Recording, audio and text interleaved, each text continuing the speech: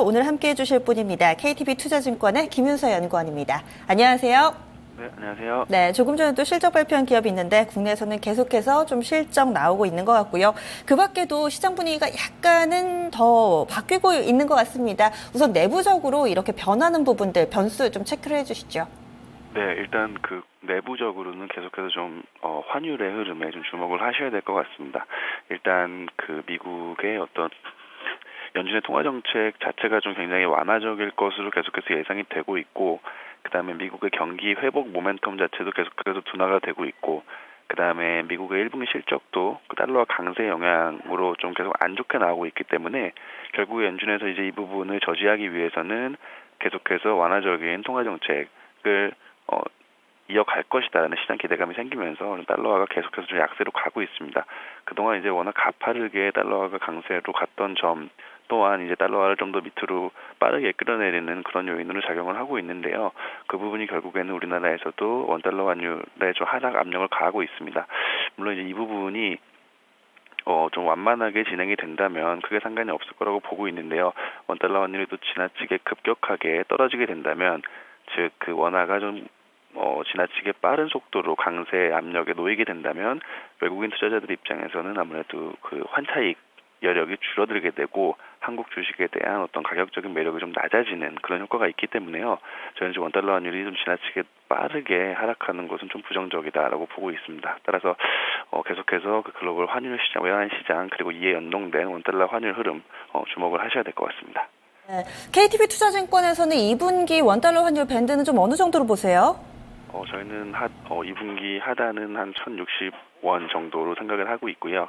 상단은 1,090원 정도 생각을 하고 있습니다. 네, 그렇군요. 그럼 1,060원 정도에서 어느 정도 지지 예상해 주셨네요. 네, 그럼 해외로 이 눈을 좀 돌려보죠. 오늘 밤 또 미국에서 굉장히 전 세계 글로벌 투자자들의 관심을 모으는 회의가 있죠. 이 부분 포함해서요. 해외 변수도 함께 짚어주시죠. 네, 말씀해 주신 대로 이제 다른 경기 지표보다는 일단 4월 FOMC 회의에 그 전 세계의 투자자들의 시선이 주목이 될 것 같습니다. 일단 결과 자체는 앞서 말씀드린 대로 좀 계속해서 완화적이다라고 예상을 하고 있고요. 거기에 대한 배경은 그 미국 기업 실적이라든지 아니면 경기 지표가 계속해서 안 좋기 때문에 3월에 이미 연준에서는 이러한 부분에 대해서 언급을 했었고, 그다음에 경기 지표나 기업 실적이 안 좋아지는 게 달러화 강세 때문이다라고 좀 직접적으로 언급을 했습니다. 그렇기 때문에 이런 부분을 감안한다면 3월에 대비해서 4월 지금 상황은 더 나빠졌으면 나빠졌지 크게 좋아진 부분이 없기 때문에 통화정책 스탠스가 갑자기 매파적으로 변하기는 좀 어렵다라고 보고 있고요. 결국에는 계속해서 연준의 어떤 완화적인 정책 스탠스가 확인이 된다면 그 이후에 다시 좀 글로벌 금융시장의 위험자산 선호 현상이 좀 강화될 거라고 보고 있고요. 지금 약간 관망 심리가 강하기 때문에 외국인 매수 강도도 좀 약해지고 있는데 거기에 더불어서 이제 차익 실현 압력까지 높아지면서 지수가 조금 조정을 받고 있는데요. 지금 조정은 좀 추가적인 국내 증시 상승을 위해서 좀 건전한 조정이라고 보고 있고요. 지금 주가 하락하는 종목에 대해서는 계속해서 좀 분할 매수하시는 그런 전략이 필요하실 것 같습니다. 네, 전반적으로 그러면은 시장 내일장 어떻게 방향성을 나타낼 것으로 전망하시고 또 이에 따른 전략 제시해 주시죠. 네, 일단 그 1분기에 실적이 좋은 업종들, 증권이나 정유, 화학 업종들 같은 경우에는 그동안 워낙 가파르게 좀 올랐기 때문에 이런 부분은 1분기 실적이 확인이 되면서 좀 계속해서 좀 조정 압력이 좀 높아질 것 같습니다. 근데 말씀드렸던 대로 이런 업종들은 2분기에도 계속해서 좀 실적이 개선될 가능성이 높기 때문에 조정은 계속해서 매수 기회로 활용을 하시는 그런 전략을 추천을 해드리고 있고요.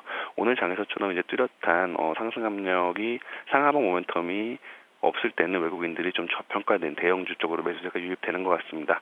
그 조선이나 은행, 철강 업종 정도는 워낙 지금 이제 밸류에이션이 저렴한 그런 상황이기 때문에요. 물론 실적은 안 좋지만 실적이 최소한 바닥은 지났다. 여기서 실적이 더 감익되진 않는다라는 어떤 신뢰가 강해지고 있는 구간이기 때문에 충분히 밸류에이션 트레이딩 가능하실 거라고 보고 있고요.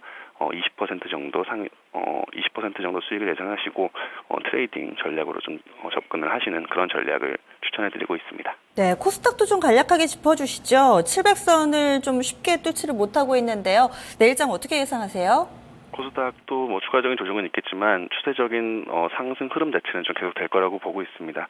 아무래도 중소형주랑 코스닥 쪽이 대형주보다는 실적이 계속해서 좋고 연내에도 계속해서 좀 높은 성장성과 높은 실적 기대감이 이어질 거라고 보기 때문에 결국에는 한국 증시를 주도하는 어떤 높은 성장성으로 주도하는 쪽은 코스닥이나 중소형주가 될 거라고 보고 있기 때문에 이 부분도 계속해서 물론 이제 업종별로 그리고 종목별로 좀 옥석 가리기가 필요하긴 하겠지만 추세적인 방향성을 위쪽으로 잡으시고 좀 실적 중심으로 계속해서 좀 접근을 하시는 그런 전략이 필요하실 것 같습니다. 네, 고맙습니다. 네, 감사합니다. 결국에 키워드는 속도 조절이네요. 급하게 올라갔던 종목들 속도 조절하고 있는 국면이고요. 지수도 계속해서 좀 어느 정도 횡보 국면을 보이면서 그동안 급등에 따른 어느 정도의 또 완급 조절이 나타날 것이다라는 예상 나타났습니다. 그리고 원달러 환율은 굉장히 최근에 가파르게 밀려났기 때문에 이 역시도 속도 조절이 필요하다라고 판단했습니다. 그럼 잠시 후 2부에서 마감 시장 체크해 보도록 하겠습니다.